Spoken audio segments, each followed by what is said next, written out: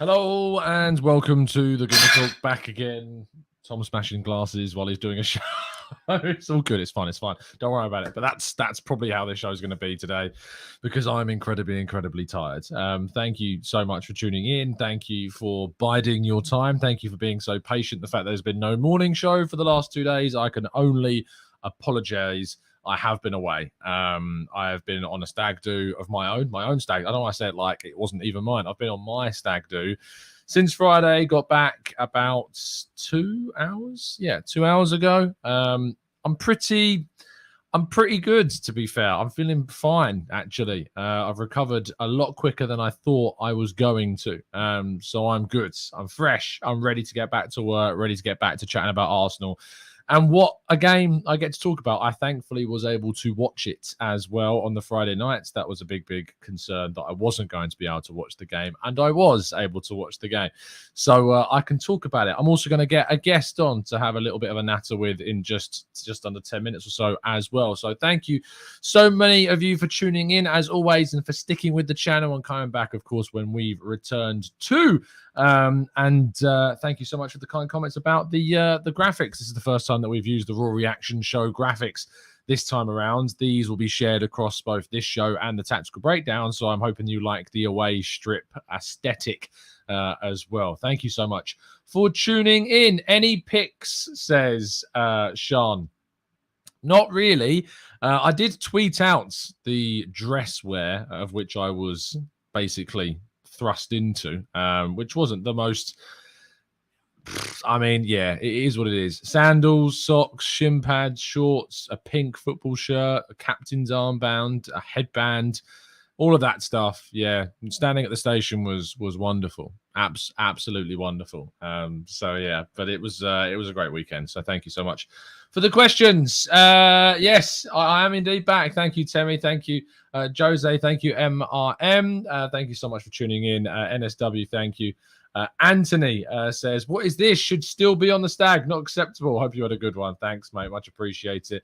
PJ says, hey, Tom, how was the stag? Can't be the worse than United's game. I mean, I watched that on the train home. What a glorious thing that was to witness on the way home. Not only are Liverpool drop points, Man United have dropped points as well. We don't care about what those lot are doing down the road. They're going to screw it up. But very enjoyable seeing Manchester United struggle. And to be honest, Chelsea also struggle.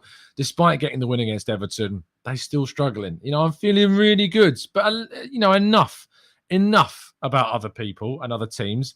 Let's talk about Arsenal, because if you could ask for a perfect way to set up a brand new season, winning the away game at Crystal Palace, for me, is up there with some of the biggest games, because our record away at Crystal Palace is just dreadful. Genuinely, with Arteta, before Arteta, with Wenger, with Emery, we just could not deal with Selhurst Park, and we have played some horrific games there.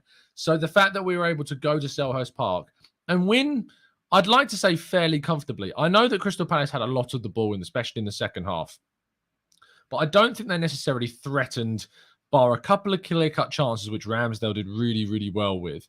I think we managed the game really well. I think also, considering the fact that Palace are a side that are going to get chances at home, they're always going to be dangerous, they're always going to pose a threat, we dealt with so much of what they brought really astutely. And I was very happy with the way in which we approached the game, the way we went into the game, the high intensity, high energy right from the off, really important. And then in the second half, when you've got the lead, being able to hold on to it and ultimately make your chances count, which of course Saka did with a very slight, rather large piece of fortune from Mark Gehi. But really brilliant performance, really happy with what we saw. And it makes me even more excited and buzzing about the potential that we could see going forwards. Equally Different says, Saliba, huh? I mean, this guy is something. This guy is special. I mean, when we talk about the amount of quality we've got in that centre-back area now, with not just Saliba, but with White and with Holding there and Gabriel on the left-hand side, we've got a really strong group now of these four, of Saliba, Gabriel, White and Holding, and Tomiyasu you can throw in there as well, of course. A really strong group of players that hopefully will keep their kind of position, will keep to rotate, will keep being competitive.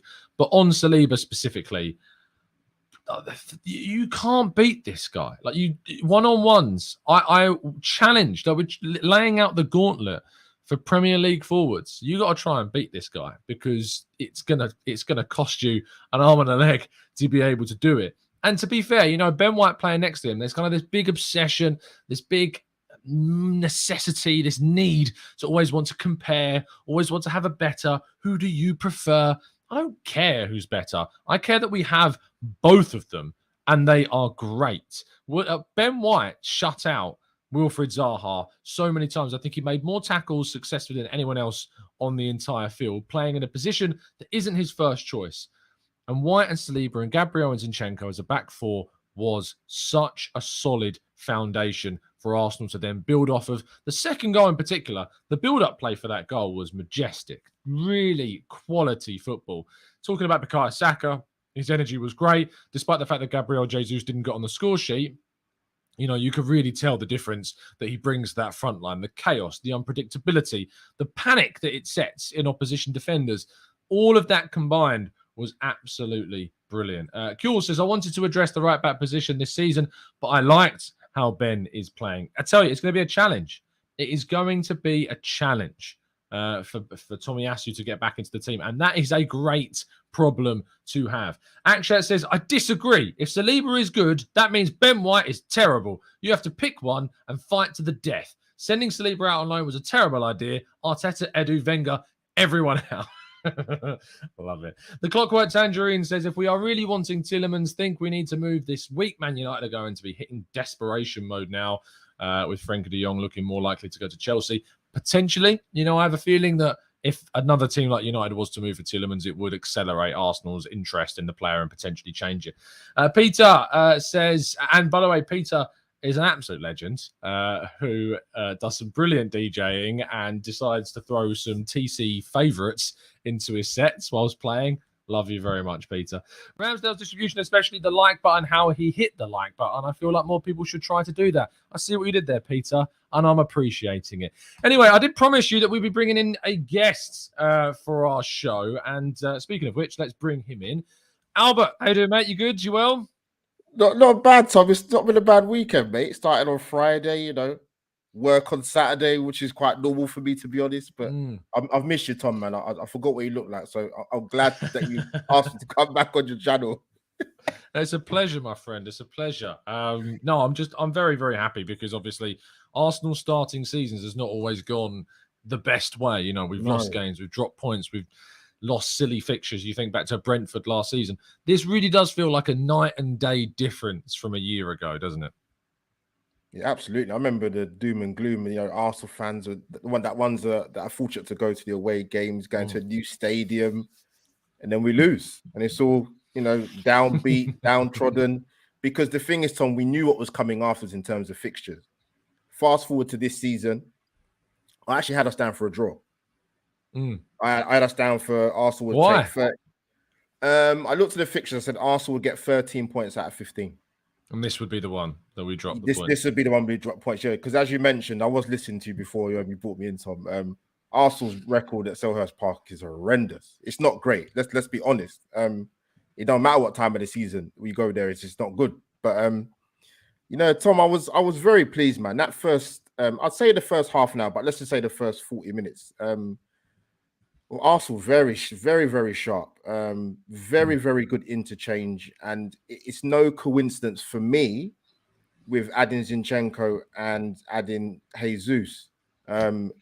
It's a massive, massive difference. Just gifted, intelligent footballing IQ, the give and goes, Tom, with the guys that are already there in terms of Martinelli and Saka and Ødegaard. One thing I always look out for, Tom, I must admit, is forward plays, strikers. That's my thing, if I'm being totally honest. And Jesus is a dream. He's a dream. It's not just, before people need to understand what I'm saying in terms of, I like context, Tom, because it's important.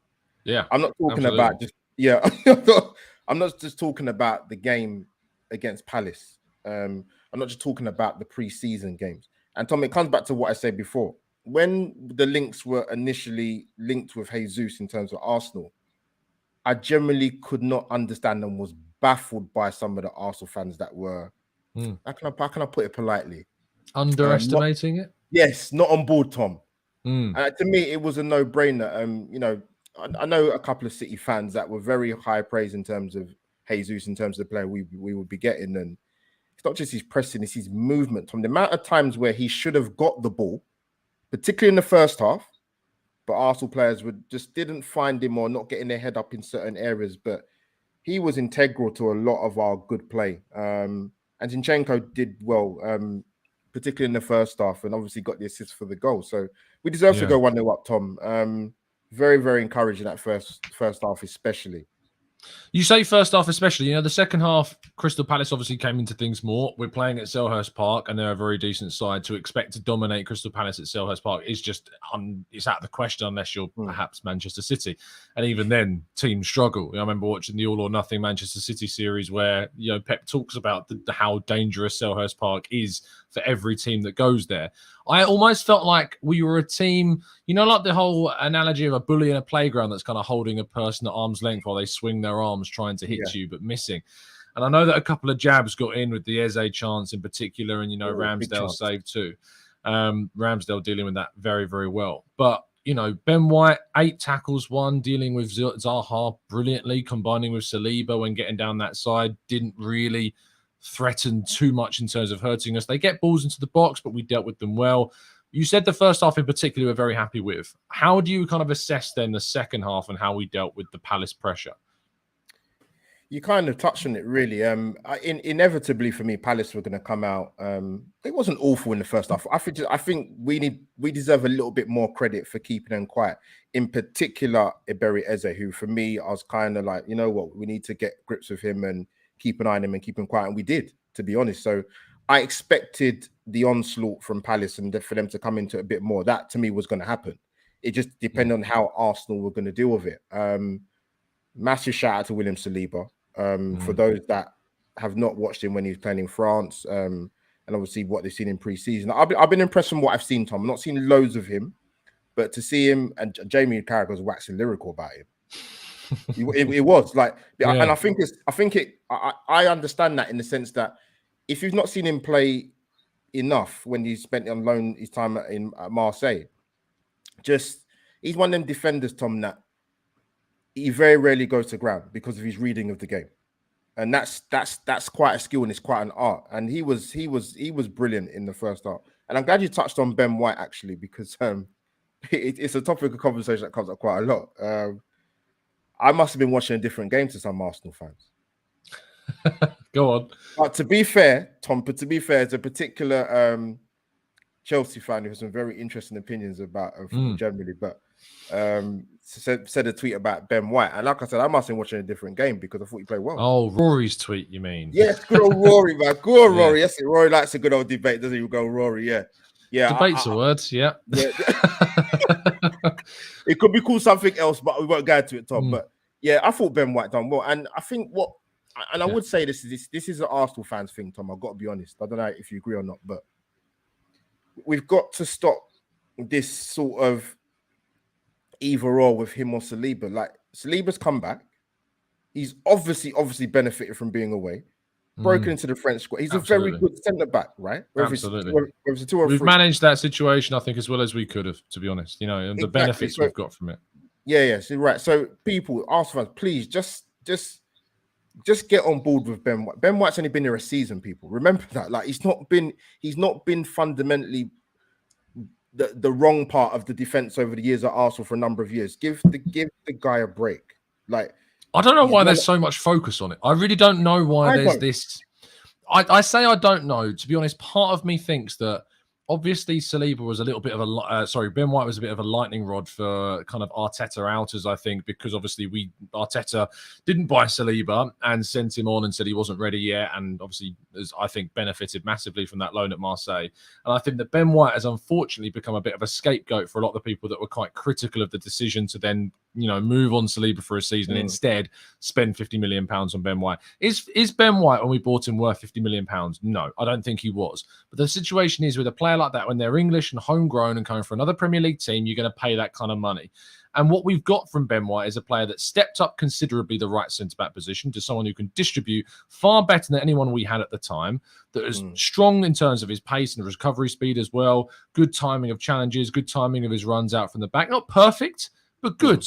And I think that that's a level of a 23-year-old when we sign him, that he's going to make mistakes, and mistakes are made across the board, especially for a young team. But Saliba has gone to Marseille. His defensive side of his game has improved dramatically, especially kind of clearances when dealing with crosses into the box. That was something that he struggled with before he went on loan.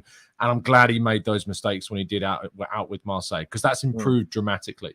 But I just don't get this idea of having to compare them or say one's better than the other. Madness.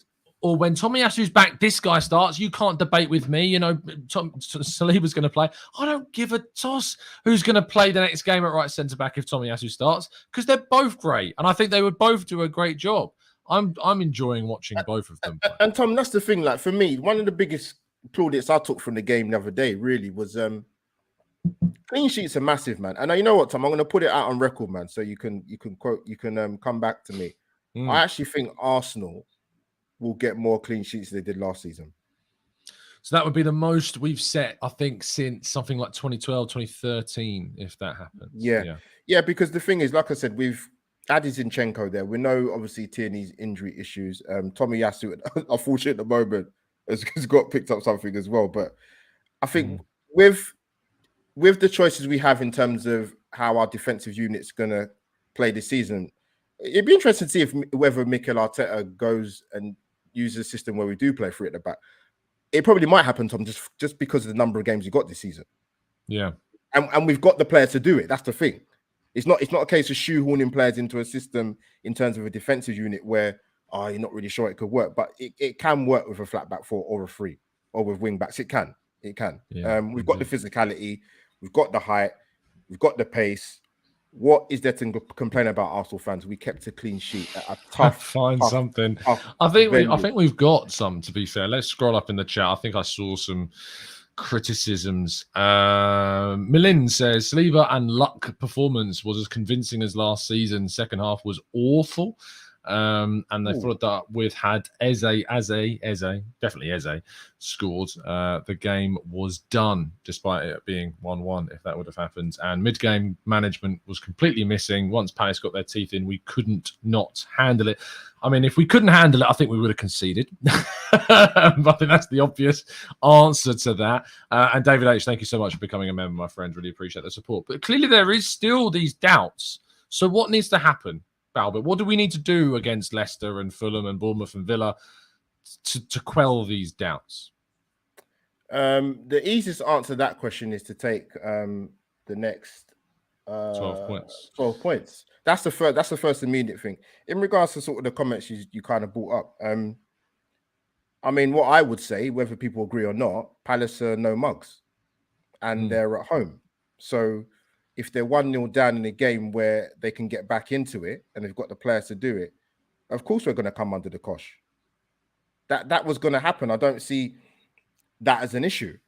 Listen, it'd have been fantastic if Arsenal had gone there and dominated possession for 70, 80 minutes, but that was never going to be the case at Palace. We're notoriously going to a ground where we don't do very, very well. So the way I would flip it is we got a clean sheet. We scored 2 goals. Set pieces are very, very important, as well as open play goals. Pick the bones out of that and find the cons in that. Yeah, that'd be my answer to what the person was saying. Yeah, absolutely. There's a comment from Seance who just simply said consistency. And I think that's what you're saying there is we just need to improve gradually the performance, remain consistent in picking up the points. We've got some really opportunistic fixtures. We're going up against a lesser side that's obviously conceded 2 at home to Brentford today. They're gettable. They're not completely ready, I don't think, for the season, but they've got threats in Maddison and Vardy and these players, etc. They've not brought anyone in yet, so they're technically weaker, I think, than they were last year. There's the Tielemans controversy hanging over Leicester, at the moment. That could change in this week. Who knows? Maybe there's a little bit of tactfulness going from Arsenal that we're going to pinch him right before we play Leicester. I mean, I'd quite enjoy that, to be honest. I like a little bit the dark side being used by Arsenal sometimes. But I think that from Leicester, that's a good opportunity, especially at home. The crowd is going to be massively up for that game in the first home game of the season. There's going to be a great feel-good factor around things.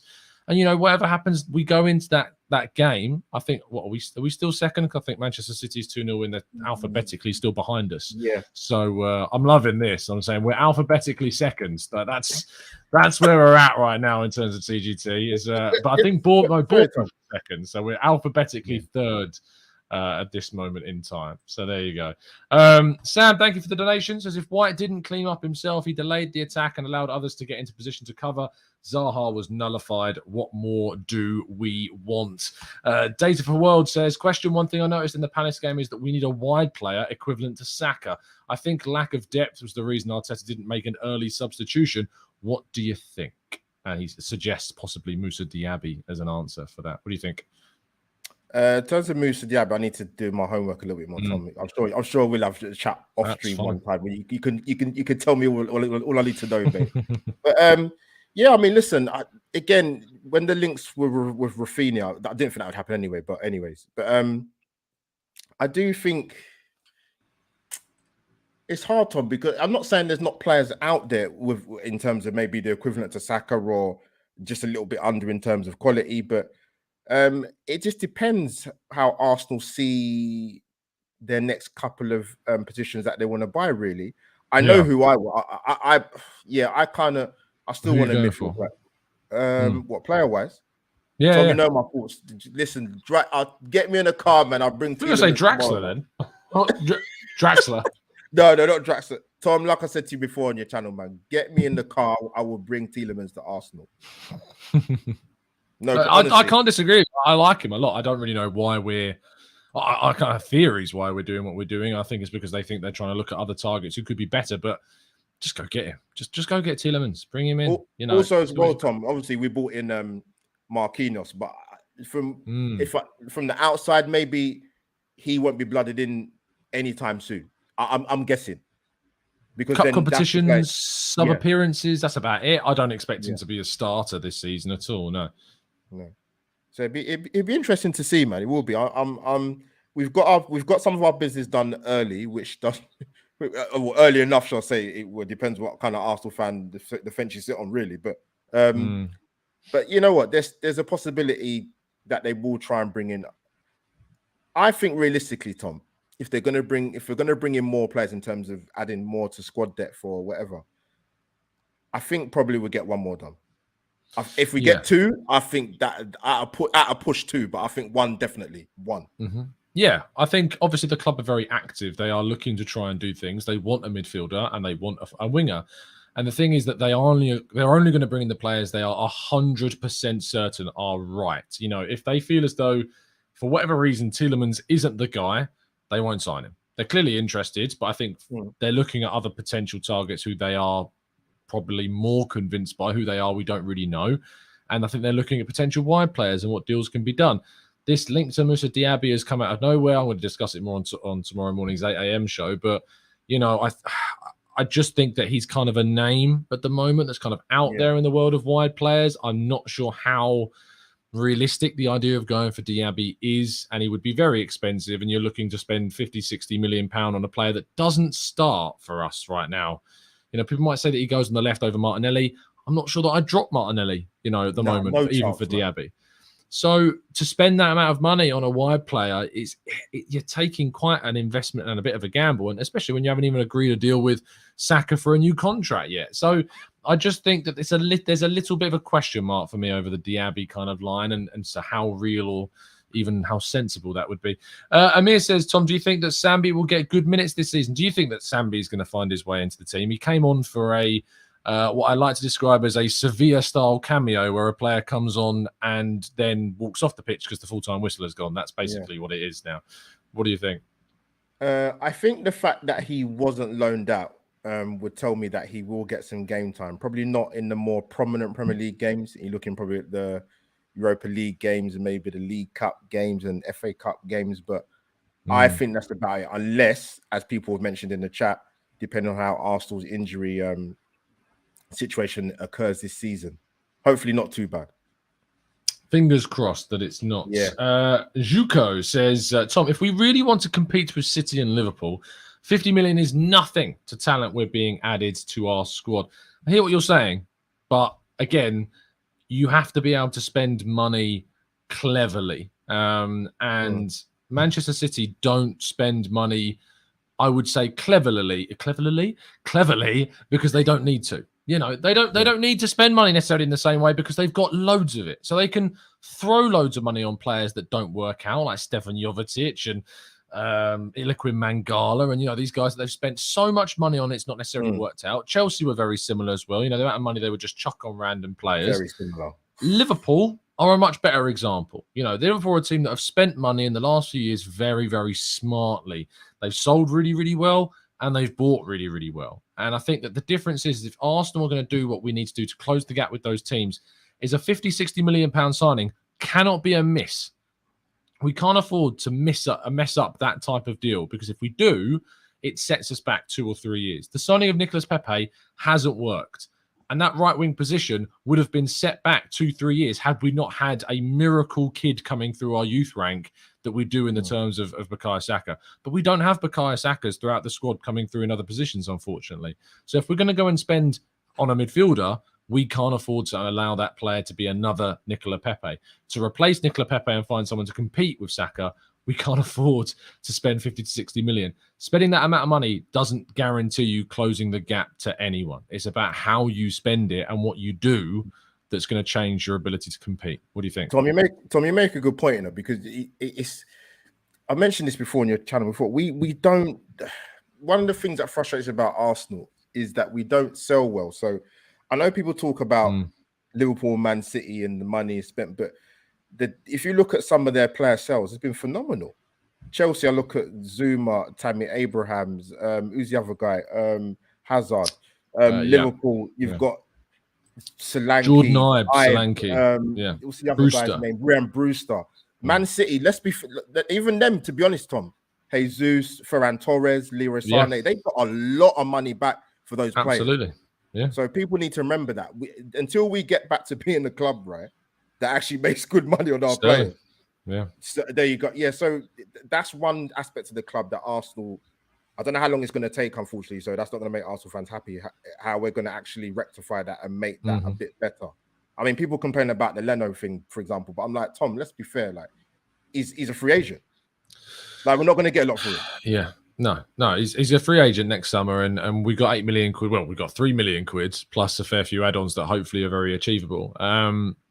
For me, I will judge the club on selling in a year or two's time, when the only players that are at the club are players that have been brought in by this current regime. I'm expectant that Arteta and Edu will still be at Arsenal in 2 years' time. That may not be music to some people's ears. I don't really care. Don't put people to meltdown by saying that. But it's true. But it's true. They probably will be here in 2 years or so. They probably will. And I think that selling players from a previous regime that no one wants is not something I'm going to sit and criticize, to be honest. There are players that we signed at the start of the Arteta era, your Willians, your Runarsons, your Pablo Maris, your Cedrics. Even then, though, the likes of Raul Sanyehi was still having an impact on Arsenal's recruitment and sales division. When we start moving on players like Nuno Tavares, who potentially next summer could be sold, I would expect him to go for more than the £7 million that we paid 100%. Benfica for him. And if Zinchenko and Tierney are still going to be here, I would expect us to be able to get a very decent profit on Nuno Tavares next summer. If for whatever reason Sambi Lokonga doesn't make it, I think he would have got enough minutes that he would go for more than the £15 million that we signed him on for. We also are being better with our contracts. We renewed Martinelli 2 years after he signed. We renewed Saka 2 years after that last contract. We're in discussions with Gabriel, the centre-back, to sign him up for a new deal, despite the fact he's still got 2 years, three seasons left, including this one, I think. We're being better. with these contract situations as well, and we're getting these players tied down. We need to. Following Balogun, he looked like he was going to go. We managed to sign him up to a new deal. And sure, some of the money that we put certain players on, like Runnison, and to a lesser extent Balogun, who's on £40,000 per week, which is quite crazy. And of course, the Eddie Nketiah situation with the $100,000 a week deal, he's going to have to justify that. That's a big amount of pressure.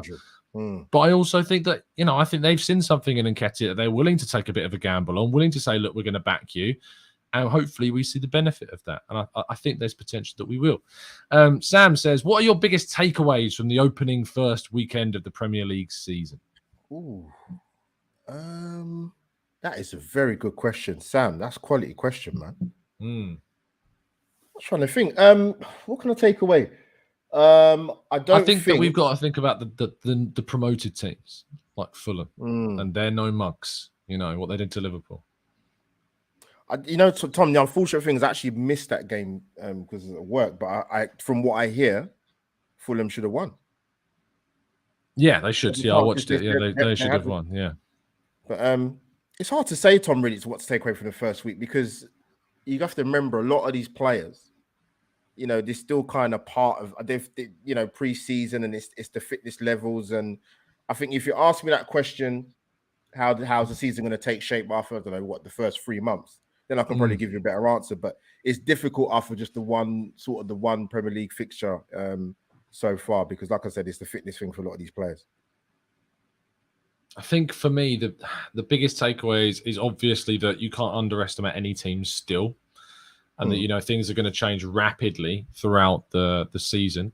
I also think that you should be taking me lightly in FPL this season because I've had a very, very strong weekend, which I'm very happy about. I had a terrible season last year, but I've started this one very strong. I started all right. I've started pretty good. Having the likes of Haaland and Salah and Zinchenko and people in the team it's certainly helped me out. I think I've ended on 80 something this week. Oh so, my God, that's a killing. Very happy indeed with the opening weekend. I had Mitrovic in my team, so nice. I did consider him, but then I went for Jesus and Haaland up front with, I think I had Delap or something on the bench, someone just to have a decent first team. But it's worked out so far. Liverpool's an interesting one, as Dan says. I wouldn't say they're finished. I just think they've started the season in a very odd way. Losing Sadio Mane and how they react to that is going to be interesting. You'd think with Diaz and now Darwin Nunez and Salah, of course, they've still got Diogo Jota to come back. He's injured, of course. They've got players to come back. City, we know what we can expect from them. The dominance at West Ham, a very difficult place to go, and they were very comfortable, very comfortable. So if Arsenal have got title ambitions, which I'm not talking about for this season, I love getting carried away and going a bit over the top, but no, I'm sorry, I'm not going to talk about Arsenal in title credentials this season. But at the end of the day, we need to be in a position where we go to Manchester United on the 4th of September, I think it might be. That's correct. Correct. And win. I'm sorry, but we have to win that game. There are very, very few teams that I think are ridiculous, but Manchester United are ridiculous, and we shouldn't be losing that game, in my view, at all. It's about time, Tom. I mean, the last few years, to be honest, even when Emery was there, United have been due a pummeling at their ground, and we haven't gone there and done it. What are we waiting for? This has to be the season. We've got to go there and give them a C into as such because they've been due one, but we just haven't taken advantage of it. Absolutely. Yeah, I don't want to go as far as saying there are no excuses because there will be 5 games later down the line, and Erik ten Hag will have his teeth sunken a bit more. But looking at them today. And looking at what we can do, I mean, I think we can go to that game and really take it to them, at Old Trafford and silence that crowd very, very quickly. The problem is when we played them last time is that we have a problem of allowing teams like that a little bit too much respect and allowing them to build up their play as well. Tavares scored today. I haven't checked the Marseille score. Have you seen Tavares' goal? No, I haven't seen any. I didn't know he even scored. No, neither did I. So I didn't know that he scored. But Chatbox, thank you for pointing that out. Apparently, he scored a bit of a screamer. He did indeed. It's half time. It's still going on. That's why I'm going to see if I can quickly find it. What do you make of kind of the the outgoings, because that's obviously something that's going on a lot right now. Leno's gone. Pablo Mari could be going soon. Torreira's off to Galatasaray. Do you think this is kind of the catalyst and we're doing it at a good time to give ourselves a big window to finish with incomings? I hope so. That's the first thing. The Torreira one, I mean, Tom, in the greatest of respect, that needed to come to an end. Honestly, it's dragged on for so long. It's a shame, man, because when I saw him play at the last World Cup in the round of 16 against Portugal, I said, wow. I said, if we get him, I'll be very, very happy. Started off okay, but yeah, I think it's a mixture of maybe the manager's not fancying him and him not wanting to stay in England. And if you've got a player that's not happy in his environment, Tom, I don't care how good you are, it's a recipe for disaster. I just cannot believe it's taken this long for him to, when he does eventually go. But yeah, so good luck to him with what he does. But it hasn't worked out. But as for the other guys, the likes of obviously Tavares has gone on loan and he needed it. I don't know how you feel with Tavares, Tom, because people go, he's young. I'm like, if I think there's a player there, mate. I think there's a player there. Yeah. If he was 16, 17, 18, you'd be like, Rooney age or Harvey Elliott, you'd be like, okay, fair enough. But he is 22, right? I'm like, he is 22. Yeah. I see what you're saying. I still think that, he moved to England when he was 21. And I think that he's of a style that didn't really suit the left back position for Arsenal when especially we went to Cedric at right back. Yeah. In the first half of the season, when Tavares played, Tomiyasu was there. Yeah. And that meant that he was able to get forwards and we had a very strong base behind him. In the second half of the season, when Tavares played, Tomiyasu wasn't there. And I know there was mistakes that wasn't because Tomiyasu was there. Think of the Palace game and the mistake with Gabriel, of course. But I just think that balance wasn't there for him in the second half of the season. And because of recency bias, Tavares got written off so quickly by so many people saying, he's terrible, he's rubbish. And I'm just like, did you not watch the games against Newcastle and Watford and Villa and away at Leicester where he was a boss he did well. on that left-back spot? He did well.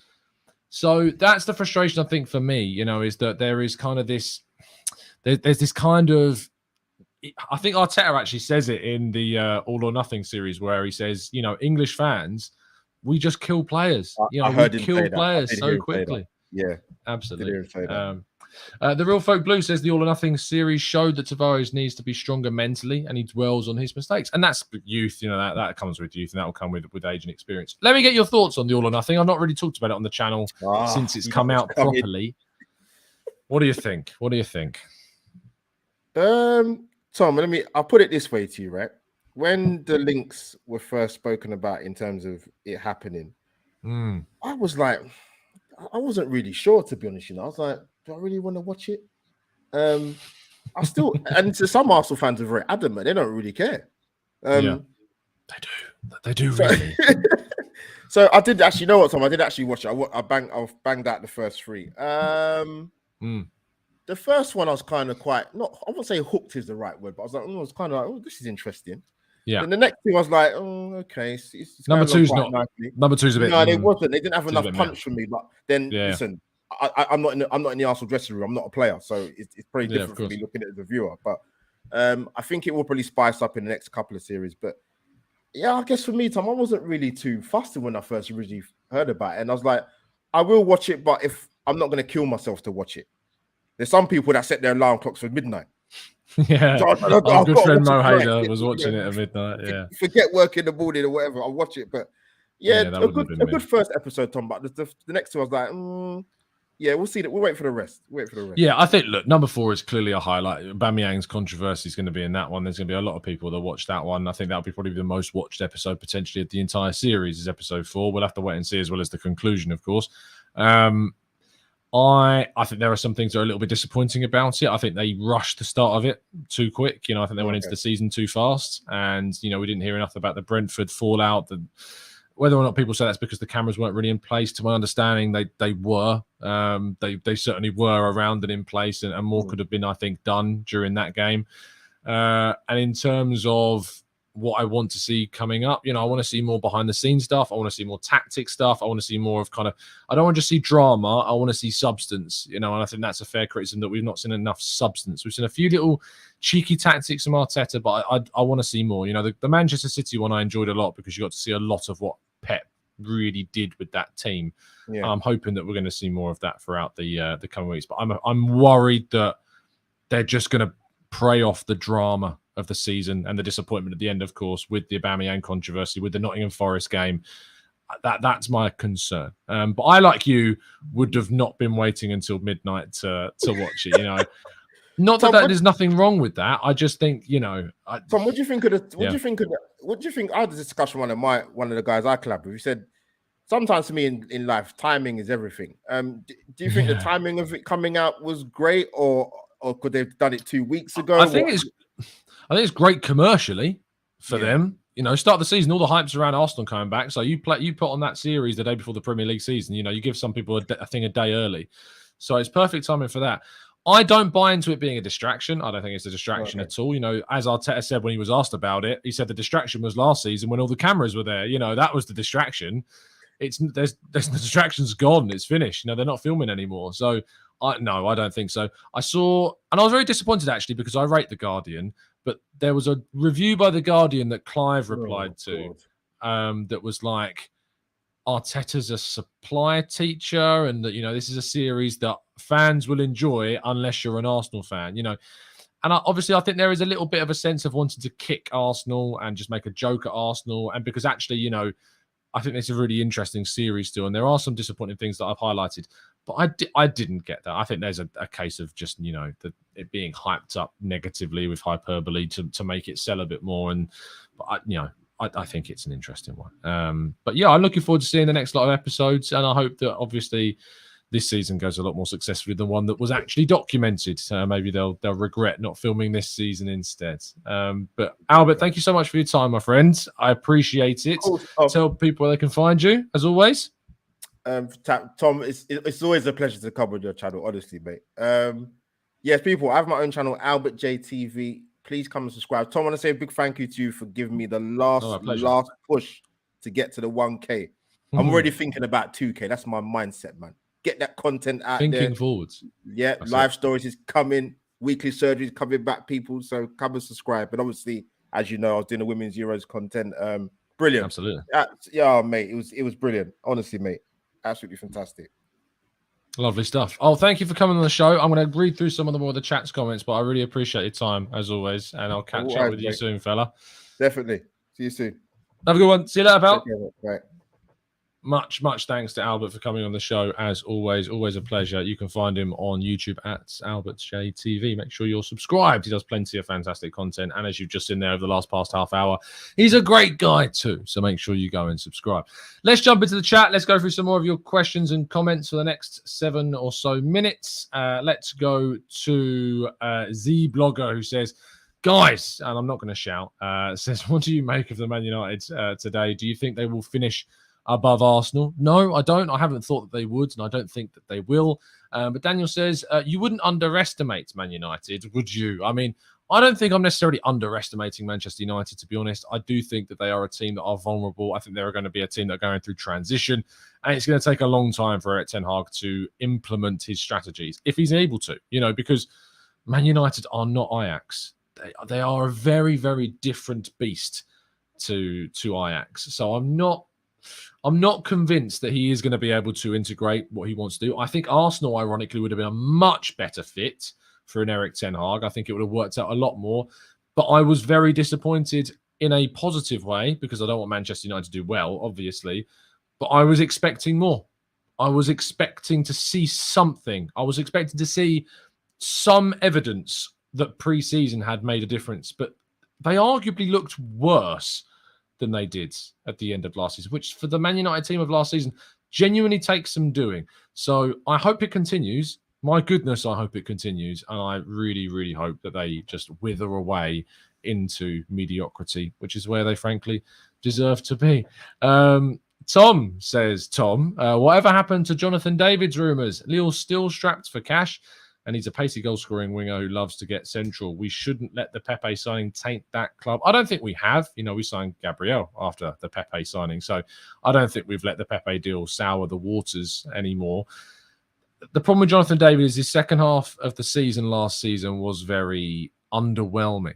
He didn't really bring the energy, the flair, the form that made his name and made him kind of made clubs take note of what he's capable of. And I think that ultimately has kind of pushed him back down the pecking order ultimately. But I think that kind of link with Arsenal has probably moved on. Who knows? Maybe they'll go back in for him at the late part of the season if they change their mind for someone else. But I think that ship's probably sailed, unfortunately, if you were very, very keen on seeing that. Julian says, Tom, first game I know, but if you think we dodged a bullet with Martinez, he looked bullied. I'm not going to say whether or not I think we've dodged a bullet with a player that I've only seen play for one game in the Premier League. But if you're going to ask me who had the better games, Zinchenko or Martinez, I don't think you should take too long before coming up with a conclusion as to the answer to that question. So, yeah, I think so. King says, Tom, are you the new FPL king? We'll have to wait and see, King. We'll have to wait and see. But I'm very, very pleased with my weekend haul of points and very happy with the decisions that I made. That may change in a week's time. I may be looking at the back end of a horrific weekend. But I hope I'm not. And I hope that I've obviously managed to keep consistent with these point-scoring weeks. But, yeah, it's gone pretty well for who I've got so far. Wow says Martinez didn't look as good as people were saying and lucky not to have given away a penalty. I don't understand how a penalty wasn't given for the tackle. I think it was on Welbeck. I might be wrong. I was trying to watch it on the train back from up north and the stream was horrific. The amount of times I was misidentifying players was a joke. So, when you're like watching a stream and it's bad signal, it's just blurs on the pitch. You can barely see where the ball is. So, but I think it might have been Welbeck that went down. But yeah, it was a stonewall penalty. Absolutely stonewall. Ray says, can Ødegaard and Martinelli score 10 plus goals in the Premier League? I think that'll be an area we need to improve before the end of the season. Ødegaard, 10 goals in the Premier League. I think it's going to be a bit of a push. 10 goals in all competitions, I think, should definitely be a target of Ødegaard's. And getting into double figures of assists, of course, as well. That's got to be a target. 10 plus in both goals and assists for Ødegaard across all comps absolutely should be it. Wee Scotch says, where is your Arsenal shirt, Tom? In the wash, because I've worn it far, far too much. So it's gone into the wash. I actually wore it on the stag do. So, it's currently in the wash. Don't you worry. The Arsenal shirts will be back. I've hopefully getting my pink shirt arriving early this week. So that will complete the set. And I'm very, very excited to see it. Anyway, we are going to wrap things up. I'm sorry for the slightly shorter show. I've been going for nearly 50 minutes.